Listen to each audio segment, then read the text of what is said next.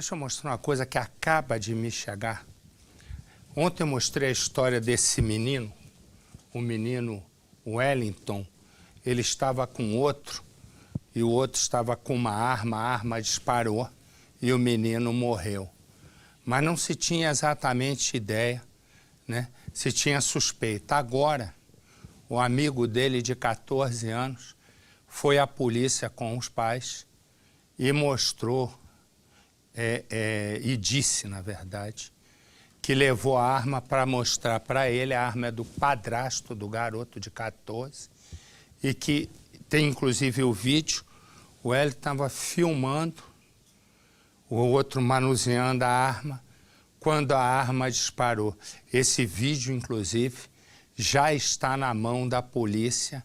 O garoto prestou depoimento, né? E agora o delegado vai ver o que faz, mas não tem muito o que fazer. Põe no Cidade. O adolescente veio até esta delegacia acompanhado da mãe e de um advogado.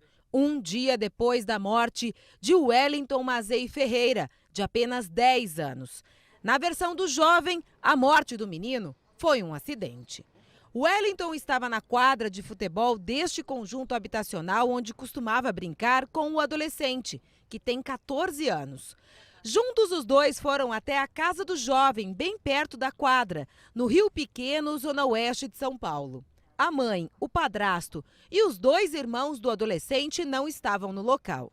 Pouco depois, aconteceu o disparo. Depois do tiro, segundo os moradores, ninguém mais viu o adolescente. Falar que tinha que ir da escada, aí correu para arrumar socorro, mas não apareceu ninguém, né? Depois que a viatura chegou, que viu que ele tinha sido baleado na cabeça.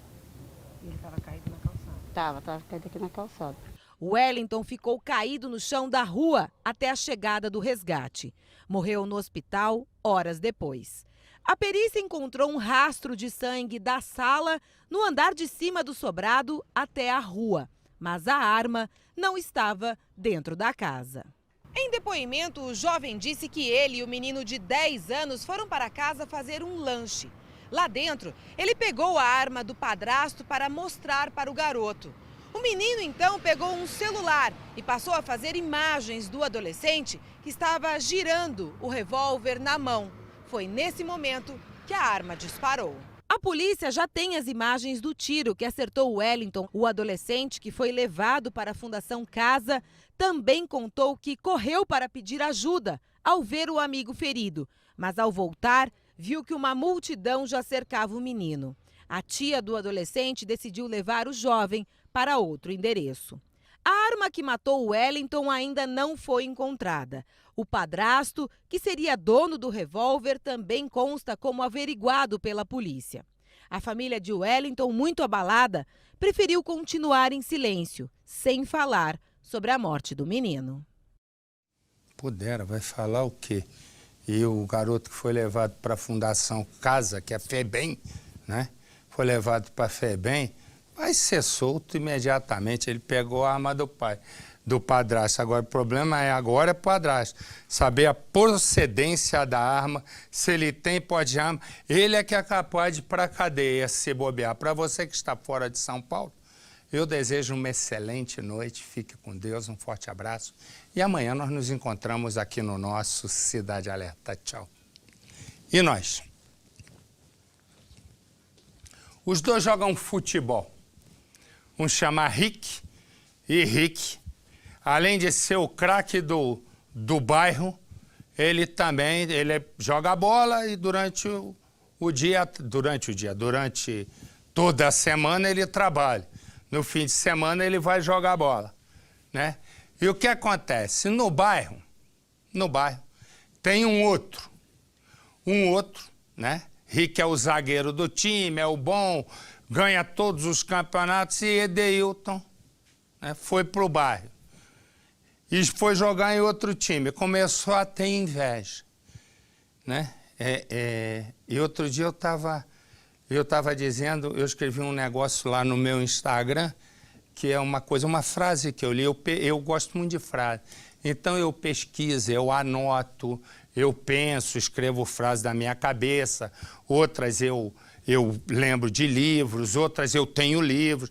Então eu gosto muito de frase, eu pesquiso muito sobre isso, mas há muito tempo. É como se fosse um hobby. Deve ser mania, mas enfim, falar hobby que é bonito.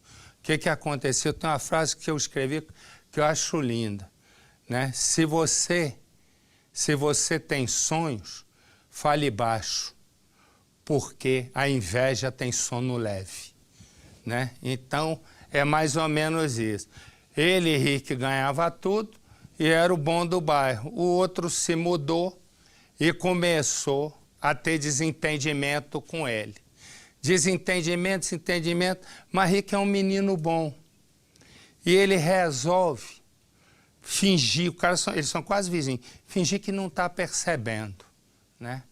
A questão é que, naquela noite, Edeilton, o rival, se escondeu no bar e ficou esperando o Rick voltar para casa. Quando o Rick vai voltando para casa, Edeilton resolve acabar de vez com a vida do rapaz. Exatamente isso. Numa história que começa assim. Rick é um craque, dentro e fora do campo. Ele é zagueiro do principal time do bairro e trabalha num restaurante. Por onde passa, Rick para e cumprimenta todo mundo. Mas a popularidade e o sucesso de Rick são motivos de inveja. Edeilton joga a bola num time adversário. É sempre marcado de perto por Rick e nunca consegue fazer um gol. Em um dos confrontos, o tempo fecha. Rick rouba a bola de Edeilton, dá um drible e leva a torcida à loucura. Edeilton não deixa barato. Dá um pontapé em Rick e a confusão está armada. Jogo limpo, cara! Para Rick, tudo está resolvido com o apito final. Mas para Edeilton, a briga ganha espaço extracampo. Tá olhando o quê, brother? Para piorar a situação, Edeilton é vizinho de Rick. Oi, tá tudo estressado? Perdeu o jogo, estrela. Agora rivais, eles se encaram no meio da rua. Mas Rick, que não é de confusão, vê que tudo aquilo não passa de uma besteira e começa a ignorar Edeilton. É aí que o rapaz fica mais enfurecido. Sem falar nada para ninguém, Edeilton planeja uma vingança. Quer que Rick pague por toda a raiva causada.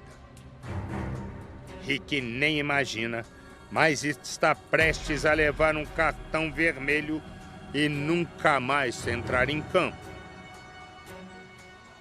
Naquele dia, Rick volta do trabalho. Está caminhando para casa. Quando ele entra numa rua deserta, um atirador aparece e o mata sem dizer uma só palavra.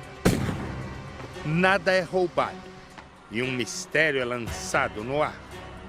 Edeilton seria capaz de matar Rick? Os dias se passam até que uma tia de Edeilton vai à casa dos pais de Rick. Ela diz não aguentar mais guardar o segredo. Edeilton confessou o crime para a família e fugiu. Foi ele quem assassinou o seu filho e eu não estava conseguindo mais guardar isso.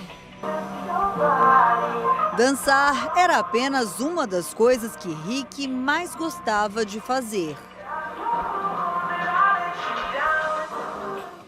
A grande paixão do jovem trabalhador era mesmo o futebol.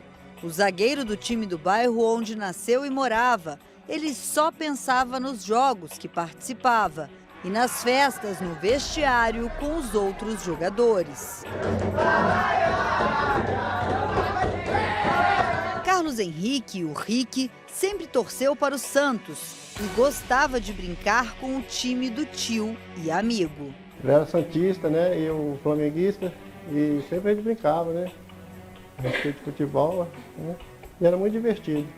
Rick sempre foi um grande colecionador de amigos e juntos sempre se divertiam. É o que conta a família do jovem. Ele também colecionava medalhas e troféus dos campeonatos que disputava. e que agora não serão mais os mesmos. Rick foi assassinado. Um enterro marcado por homenagens da família e dos amigos do jovem. O assassino passou os primeiros dias após o crime na penumbra, sem que ninguém soubesse a face do inimigo. O Rick era repositor de um restaurante no centro de São Paulo e todos os dias vinha aqui para a zona sul da capital, onde ele morava. Descia neste ponto de ônibus e depois ele seguia o restante do trajeto a pé até a casa dele. No dia do crime, de acordo com testemunhas, o Rick ele usava a mochila nas costas, como fazia sempre, e também ele estava com fone de ouvido, ouvindo música. Também fazia parte do perfil dele, ouvir música até a caminhada, até a casa dele. Nesses passos que o Rick deu aqui, o que a gente percebe é que essa avenida é de grande movimento, mas apenas quando ele ultrapassou essa esquina, virou essa esquina, que o movimento fica menor, é que o assassino teria vindo pelas costas do Rick e já disparado os tiros contra ele. O Rick caiu exatamente neste ponto e morreu neste local. Até ali o crime era cercado de mistérios. Os passos do assassino só começariam a ser revelados 3 dias depois do crime. E foi exatamente aqui, na casa da família da vítima, que o rosto que estava até então sendo escondido, o do assassino da vítima, passou a ser revelado. E aconteceu da seguinte forma: foi a tia do Edeilton que veio até aqui, na casa dos pais da vítima, colocou sentados nesse sofá o pai e a mãe do Rick, a mãe que inclusive não tem condições de gravar entrevista, nem ao menos de aparecer na reportagem, tamanho o sofrimento dela, mas foi exatamente aqui que os pais da vítima ouviram a grande revelação que a tia do assassino veio aqui fazer. Ela veio aqui e falou que o sobrinho dela tinha matado meu filho e ela veio avisar que ela não ia cobertar esse tipo de coisa e queria justiça. O pai da vítima diz ainda que foi como uma bomba ter ouvido da tia de Edeilton, de 19 anos, que ele era o assassino de Rick, alguém que morava tão perto e que José nunca gostou. Os dois não se davam bem, mas não existia qualquer motivo para as desavenças. Sei lá, alguma intuição ruim. O senhor acha que ele tinha inveja? Inveja, com certeza ele tinha inveja, sim, para fazer isso aí. Inveja, ódio e ruindade. Essa é a casa que o Edeilton morava com a família. Segundo vizinhos, exatamente no momento em que o Rick era velado durante o sepultamento, foi o tempo em que o Edeilton veio até aqui e arrumou as coisas para ir embora. Mais do que isso, além do assassino fugir, a família dele, a mãe, o padrasto e a irmã, todos se mudaram daqui. E a casa continua fechada.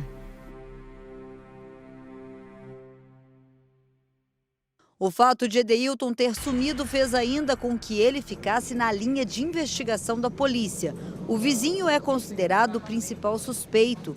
No local onde o crime aconteceu, a polícia busca câmeras que possam ajudar na investigação, que apesar de estar no início, já sabe que o assassino se escondeu neste bar e ficou à espera da vítima.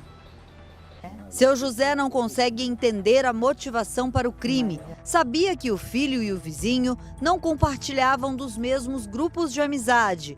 Era nítido que um não gostava do outro, mas seu José só sabia de problemas entre os dois nas partidas de futebol. Sem brigar, mas era briga de discussão de futebol, né? Discussão de futebol? É, de futebol e sempre que joga tem, né? Discussãozinha, mas ninguém pensava que ia chegar nesse ponto. Rick não tinha namorada, não teve filhos, apenas trabalhava e sonhava em comprar uma moto. O único filho homem, e era um jovem muito querido. vivia rodeado de amigos. A irmã, 2 anos mais nova, que o diga. Meu irmão trabalhava, tinha tudo, muitos amigos, andava sempre arrumado e todo mundo gostava dele. Cerca de 200 metros aproximadamente, essa é a distância entre a casa do Edeilton e a casa do Rick.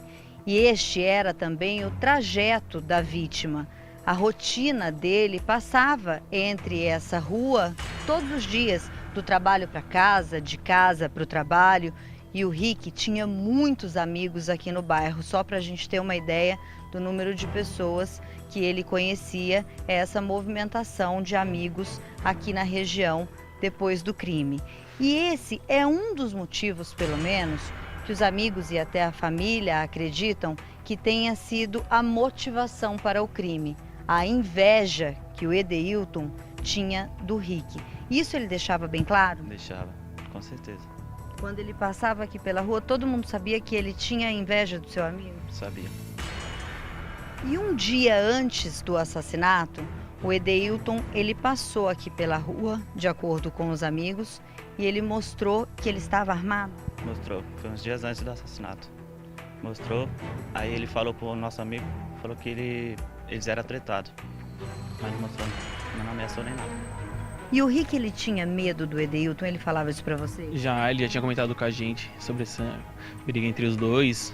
Até então o Rick pedia pra não deixar junto, pra ele não fazer alguma coisa com o Rick. E o Edeilton, desde que ele chegou aqui no bairro, há cerca de 7 anos aproximadamente, ao invés dele também ficar amigo do Rick, como as pessoas do bairro eram muito próximas, muito amigas, ele fez exatamente o contrário? Foi. Com a gente não tinha amizade não, com ninguém. Era pouca gente mesmo amigo deles. Já era uma pessoa estranha? Já. O difícil agora para a família e para os amigos é que, além de conviver com a saudade de Rick, tem ainda que lidar com a clara sensação de impunidade, enquanto o assassino estiver solto. Pelo menos que ele pague, né? Entender também porque foi esse motivo banal assim, né? Que até hoje não entendo.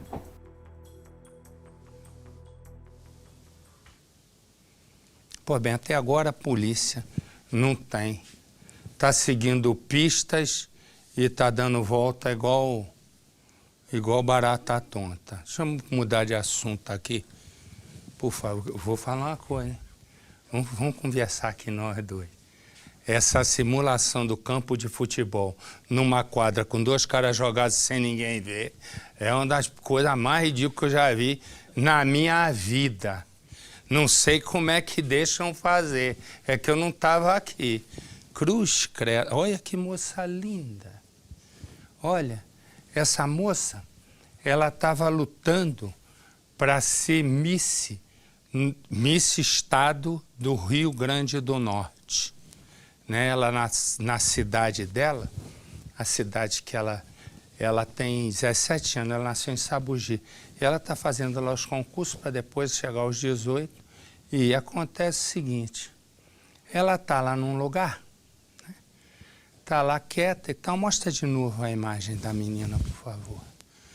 Né? O que acontece? Ela estava lá e tal, em casa, naquele dia, extremamente sossegada, e de repente procuram por a menina. Procuram, e aí chegam no quarto. Quando chegam no quarto da... Põe as imagens da moça para mim, por favor. Vai botando, tem fotos da moça? Olha lá aí, ó. Vai vendo, olha que moça linda. Repara que moça bonita. 17 anos de idade. Aí encontram a moça no quarto. A polícia não consegue... Agora, saber o que aconteceu. Vai vendo. Está de assassinato a suicídio, porque é fácil explicar. Imagina se aqui em São Paulo não tem perícia para fazer todos os crimes que tem. Você imagina na pequena cidade de Sabugi. A perícia para chegar lá demora 123 anos. Então, E o policial está lá olhando e o que vai fazer? Se nem ele está entendendo muito o que vê. 300... Sabugi fica a 300 quilômetros de Natal, capital do Rio Grande do Norte. Pergunta se foi lá. E aí, o que acontece? Acontece o seguinte, a moça, põe imagens da moça, a moça até agora, ninguém sabe se a moça morreu de suicídio, de homicídio, de susto. Essa é a segurança pública no Brasil. Põe no Cidade.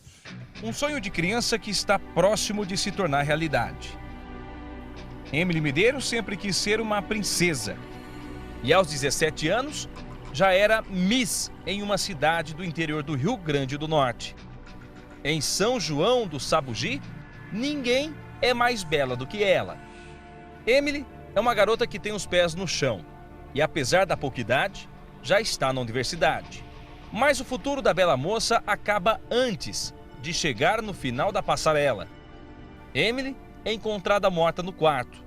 Tudo ainda é um mistério.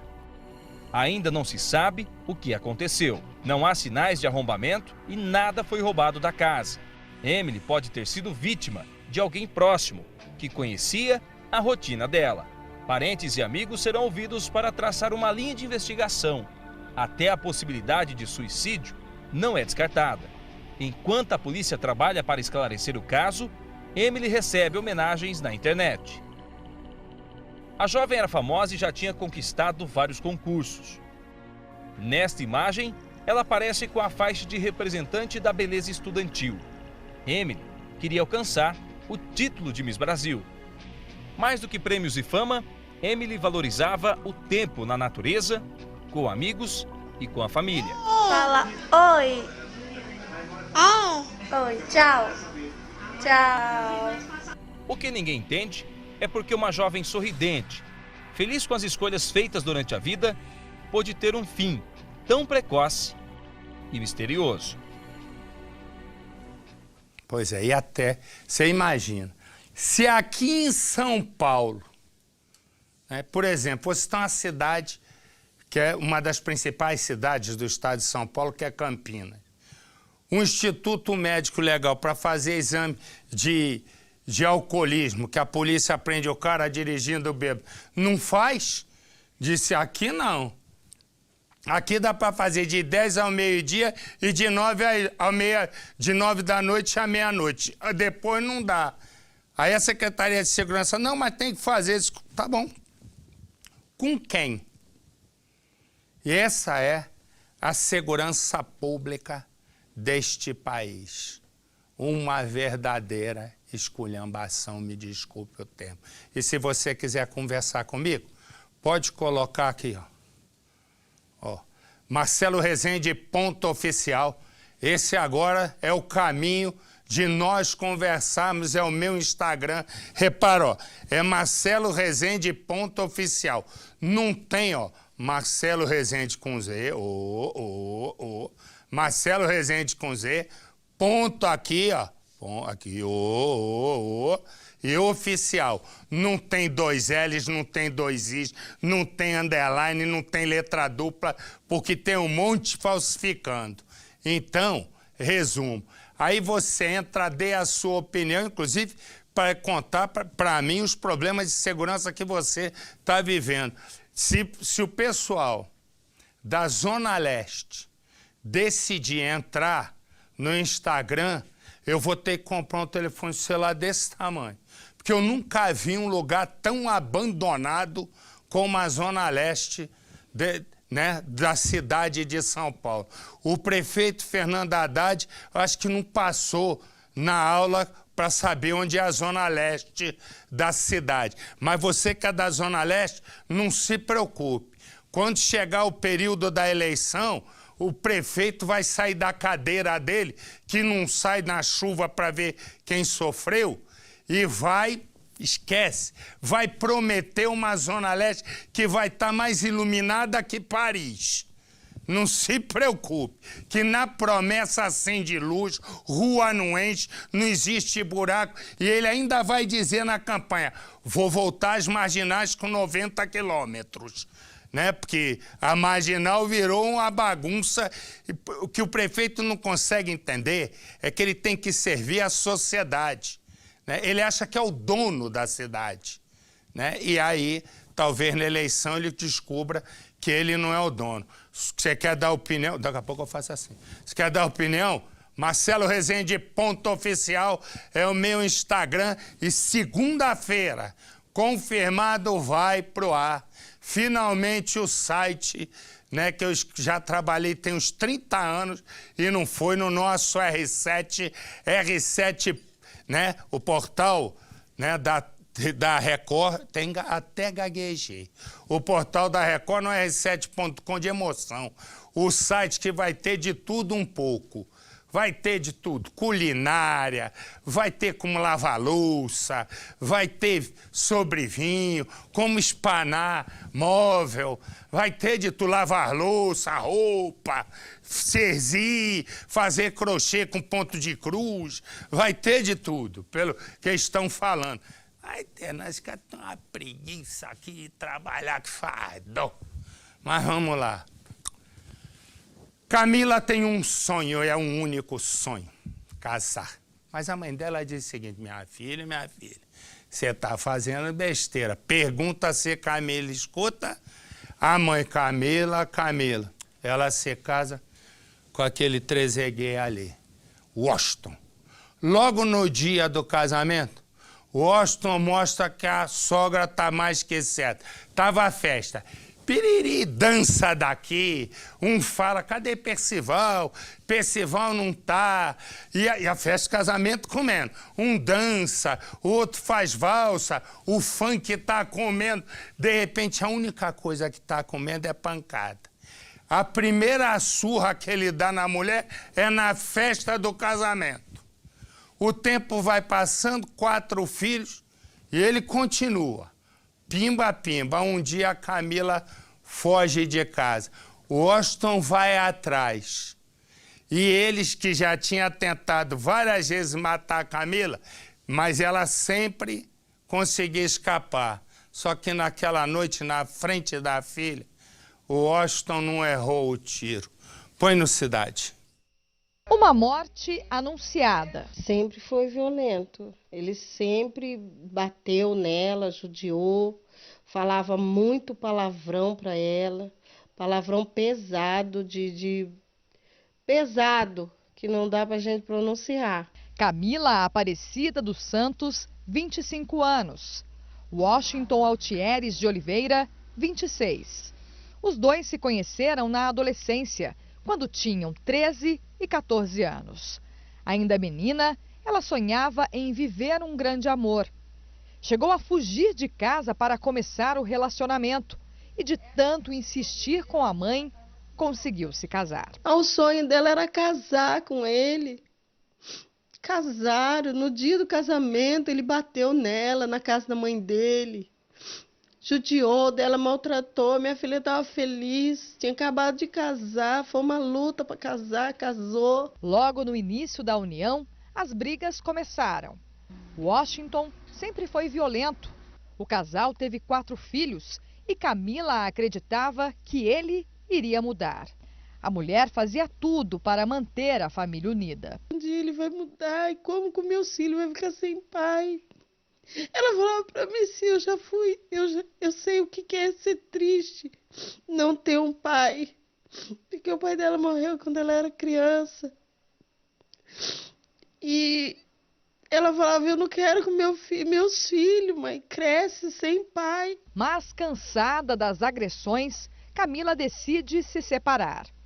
Ele não aceita e o destino da mulher, que queria ver os filhos crescerem juntos com o pai, foi cruel. A Camila morava nessa residência desde dezembro do ano passado. Aqui, ela chegou a conviver com o Washington, mas foram várias brigas e muitas separações. No dia do crime, ela estava sozinha aqui na sala, sentada neste sofá, junto com a filha mais nova, assistindo televisão. Washington invadiu a residência e, ao entrar aqui na sala, se deparou com a Camila. Ele atirou e levou a criança embora. A Camila já se preparava, inclusive, para mudar dessa residência. Mais uma tentativa de se afastar do ex-marido. Aqui a gente percebe, olha, em cima da cama, que as roupas, inclusive, já estavam dobradas e empilhadas, as roupas das crianças, para que ela pudesse realizar essa mudança. A mudança aconteceria um dia após o crime. Infelizmente, não deu tempo. Depois de matar a ex-companheira, Washington deixou a bebê de 2 anos na casa da mãe.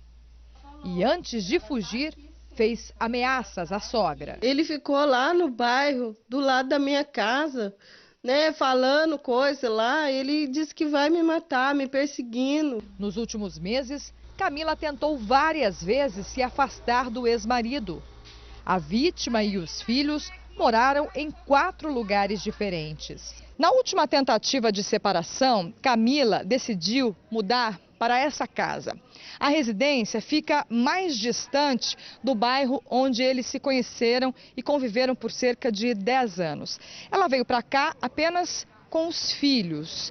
Ela se sentia aqui nessa residência e nesse bairro um pouco mais segura. Acreditava que os vizinhos pudessem ajudá-la, caso ele viesse fazer mais ameaças. Foi o que aconteceu. 15 dias antes do crime, Washington veio até a residência e tentou atear fogo na casa. Foram os vizinhos que perceberam a movimentação e conseguiram chamar a polícia. Ele fugiu e ela permaneceu, continuou aqui nessa casa. No dia do crime, Washington aproveitou que já era tarde, já estava à noite, para vir até aqui a residência. Esse portão estava trancado. Havia aqui um cadeado. O cadeado foi arrombado e Washington invadiu a residência. Lá encontrou Camila junto com a filha mais nova na sala e não teve dúvidas em disparar contra a ex-companheira. Segundo a família, Washington era usuário de drogas e já tem passagem por tráfico. Dona Marta, com o coração partido, agora espera justiça. Eu quero que alguém, né, que vê ele, alguém que vê ele, né, denuncie, sabe por quê? Porque hoje é minha filha, mas amanhã pode ser filha de outra, né? Amanhã pode ser filha de outra.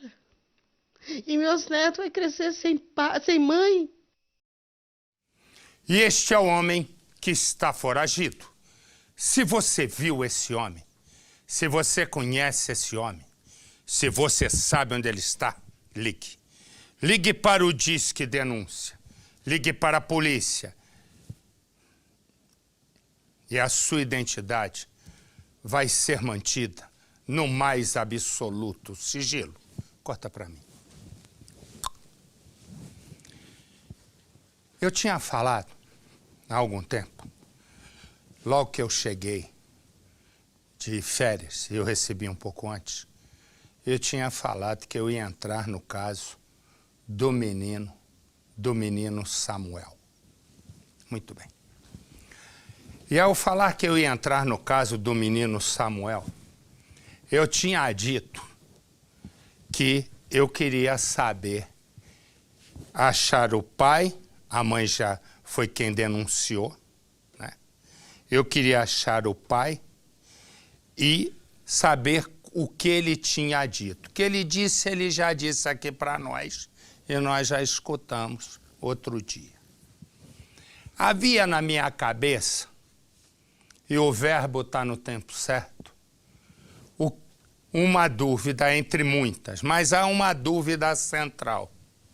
A dúvida central que me incomoda e me incomodava era se Rosilene estava dizendo a verdade em relação a ela ter sido espancada pelo marido, ter tido feito boletim de ocorrência, medida protetiva e também um laudo no Instituto Médico Legal, onde ela teria dito, né, que foi espancada, foi ao Instituto Médico Legal fazer o laudo. Muito bem.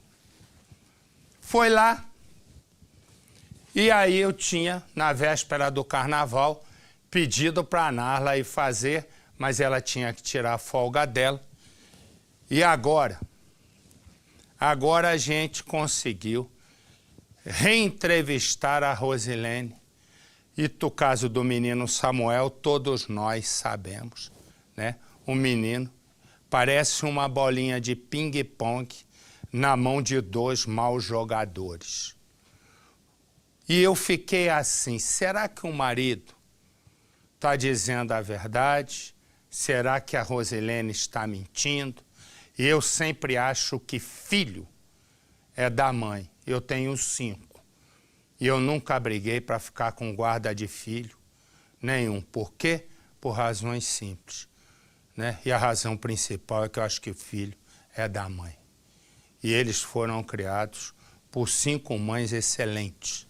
Excelentes, graças a Deus, excelentes até hoje. O que que acontece? Nós achamos Rosilene e a Narla vai e pergunta para ela sobre os documentos. Rosilene não disse uma mentira. Ela tem todos os documentos que comprovam que ela apanhou mesmo, do marido do tal do Neto. A questão é que ela cometeu um erro. Um erro. Com todos os documentos na mão, ela resolveu voltar para casa e esquecer a medida protetiva. E ela vai contar e mostrar e provar, porque no momento o que está em jogo é o menino Samuel. E eu, como sou de cumprir a minha palavra, disse, vamos ver se ela tem os documentos. Põe no Cidade. Há 2 semanas, a TV Record vem mostrando a história de Samuel, o garoto de 6 anos que enfrenta um dilema com a separação dos pais. Eu vou ficar com a minha mãe, eu não vou largar ela de novo, por favor, de me solta. Para entender como essa história começou, precisamos voltar a 2009, ano em que Rosilene se casa com esse homem que pede para não ser identificado e que mais tarde será o pai de Samuel. Rosilene conta que com 3 meses de gravidez apanha do marido e o drama do filho já começa dentro da barriga. Namoramos mais ou menos um período de 3 meses, né? Foi muito rápido, que em final de 2008 a gente se conheceu e em março de 2009 nós casamos, então um período de 3 meses, né? Na noite de casamento já começou as agressões, né? Então assim, nós já começamos um relacionamento conturbado, passou do limite, né? Simplesmente ele chegou todo alterado e me empurrou, e eu já estava grávida de 3 meses, né? Caí, bati esse lado aqui no chão. Ela nos mostra o boletim de ocorrência registrado contra o marido em 21 de junho de 2009, com base na Lei Maria da Penha. No documento, Rosilene relata aos policiais que após um desentendimento com o marido, ele a empurrou e ela desmaiou. Um médico solicitou uma ecografia para saber se estava tudo bem com o bebê. Rosilene pediu ainda medidas protetivas. No relato, o pai de Samuel nega as acusações e acusa Rosilene de se jogar no chão. Na mesma semana, Rosilene ganha pelo Tribunal de Justiça do Distrito Federal medida protetiva de urgência. Mesmo com o direito de ter o marido afastado, um mês depois, Rosilene desiste da medida protetiva e decide voltar a viver com um homem que promete ser um marido melhor. Foi quando as agressões se tornaram cada vez piores, porque ele jogava na minha cara a questão do que eu tinha registrado a Maria da Penha, então ele sempre, nas agressões, ele jogava, né, ele me agredia de todos os tipos, ele me batia, ele me socava, né, várias vezes ele já me jogou no chão contra a parede, ele me dava soco, tentava agredir a minha filha, já partiu para cima da minha filha várias vezes, minha filha na época tinha de 2 a 3 anos. Rosilene afirma que, cansada de ser agredida meses depois, em outubro de 2010, ela decide ir embora de vez. Falei para ele que eu ia estar saindo de casa para votar, né, que eu votava lá no Riacho, e peguei uma malinha de roupa para os meninos, coloquei um do ladinho, outro assim, e pegamos o ônibus e fomos para o Riacho. E aí foi no domingo, né? Eu vim no sábado, fiquei no domingo. Aí ele me ligou, falou, que horas que você vai vir? Eu falei, não vou voltar mais para casa. Aí ele começou, você vai voltar? Eu falei, não vou mais voltar. Eu falei, a partir de hoje eu não volto mais para ir, não volto mais a morar com você. No ano seguinte, Samuel passa as férias com o pai. E meses depois, Rosilene dá a guarda do filho ao ex-marido. Rosilene, muita gente questiona o fato de você ter dado a guarda do seu filho para um homem que você mesma diz que é muito violento. O que te fez tomar essa decisão? O medo, né? Eu sempre falo isso para as pessoas, só quem passa pela situação que eu passei, que sabe o que é o medo. Você tinha medo de quê? Que ele matasse a minha filha, matasse os meus pais e a própria minha vida também, que era a promessa dele. O pai do Samuel disse que você ficou 3 anos sem ver o Samuel, isso é verdade? Não, em 2012, foi quando nós fizemos o divórcio, eu consegui trazer o Samuel para Brasília, fiquei com ele meu período de 15 dias, né, porque eu tinha a guarda de visita, fiquei com ele no período de 15 dias, levei ele de volta, mas as ligações para ele ficaram cada vez mais difíceis, ele não deixava, ele me privava de todas as formas de falar com meu filho. Agosto de 2015. Rosilene recebe denúncia da tia paterna de Samuel por telefone e também pelas redes sociais. Nessa mensagem, a ex-cunhada diz: meu irmão não liga para ele. Todo final de semana ele sai e deixa com minha mãe. Ano passado, era eu quem ficava no final de semana. Eu não posso falar muito, só pessoalmente. E você vendo o Samuel vai entender o que eu estou falando. A tia paterna de Samuel demonstra ter medo do irmão. Pense em mim, que tenho uma filha. Vai sobrar para mim, que estou aqui. Por telefone, a tia paterna de Samuel diz ainda que o pai do garoto agride a própria mãe. Ele é agressivo. O nariz da minha mãe quebrou. Ele me batia na minha mãe. E que a avó paterna de Samuel está sofrendo com supostos maus tratos. Minha mãe chora, minha mãe sofre, minha mãe liga pra minha mãe tá chorando, porque ela fala que quer morrer, ela pede a morte para meu menino sofrer. Depois de ouvir o relato da ex-cunhada, Rosilene embarca para Capivari e traz o menino para Brasília sem o consentimento do pai e sem a autorização da justiça, mas, segundo ela, com orientação do Conselho Tutelar do Riacho Fundo 1, no Distrito Federal. Eu desesperei, porque eu vi a situação dele todo de chinelinho, sabe? Aquela criança que estava apresentando aquele odor, não era um odor de criança bem cuidada. Aí nós chegamos aqui, nós conseguimos a liminar, né? A qual eu tinha a guarda provisória dele.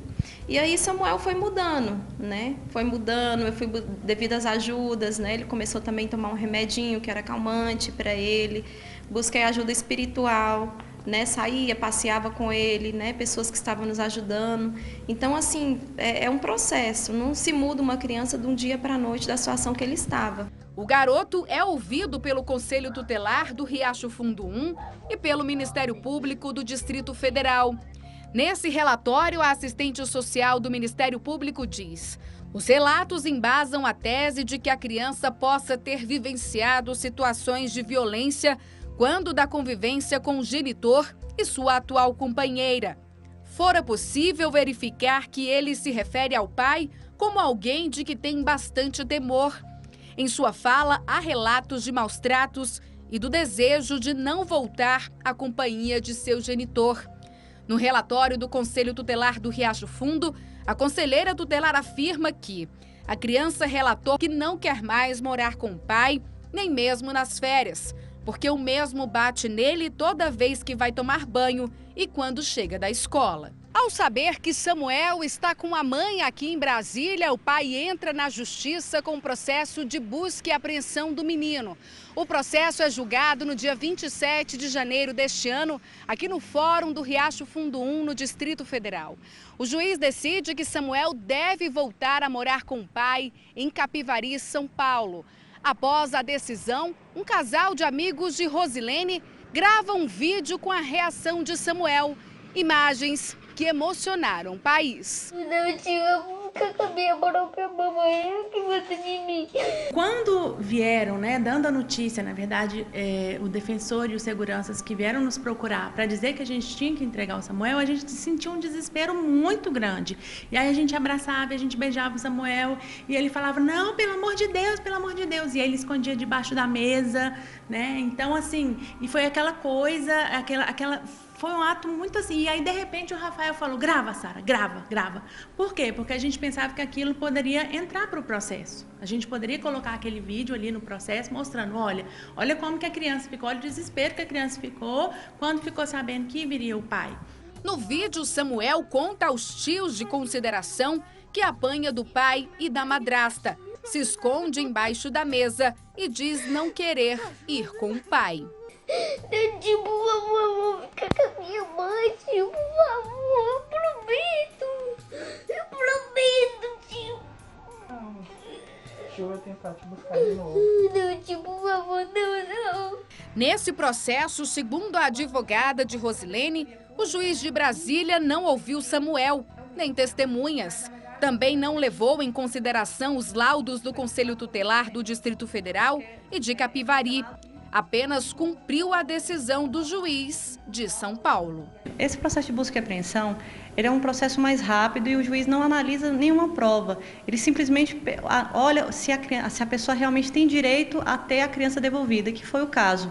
O pai apenas juntou só a decisão que ele concedia à guarda. Samuel então volta para São Paulo. Vamos entrar com um recurso no TJ para a segunda instância, que é um grupo de desembargadores que vai analisar o nosso recurso para reformar essa decisão e então Samuel voltar. Rosilene, você se arrepende de ter dado a guarda do seu filho para o seu ex-marido?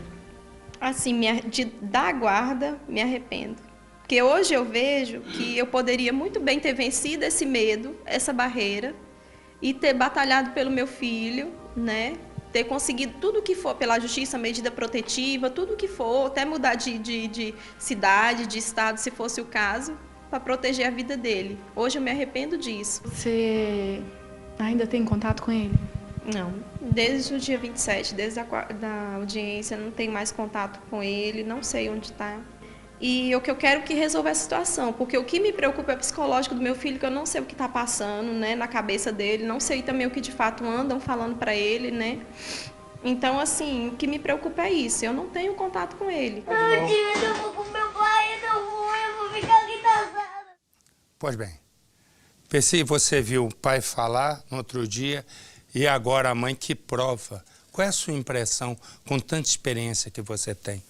Não tem nenhuma dúvida que criança tem alma limpa, não mente, prefere ficar com a mãe. E nós temos informações para ficar todo mundo esclarecido.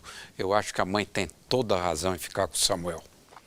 Olha, minha dúvida a confirmar é apenas a questão desses 3 anos, né, que o pai disse que ela não ficou e que ela agora disse que não é nada verdade, que ele não deixava ela chegar perto da criança. Tudo o que a mãe disse até agora se confirmou. Todos os documentos que ela não tinha mostrado, ela mostrou. E eu vou dizer uma coisa que eu disse aqui, que é um pouco do que o nosso faraó diz, que é filho foi feito para a mãe. Filho foi feito para que a mãe cuide. São raras as mães, existem, mas são muito poucas aquelas que largam os filhos pelo caminho. Portanto, a justiça vai reolhar a questão. Acaba o nosso Cidade Alerta.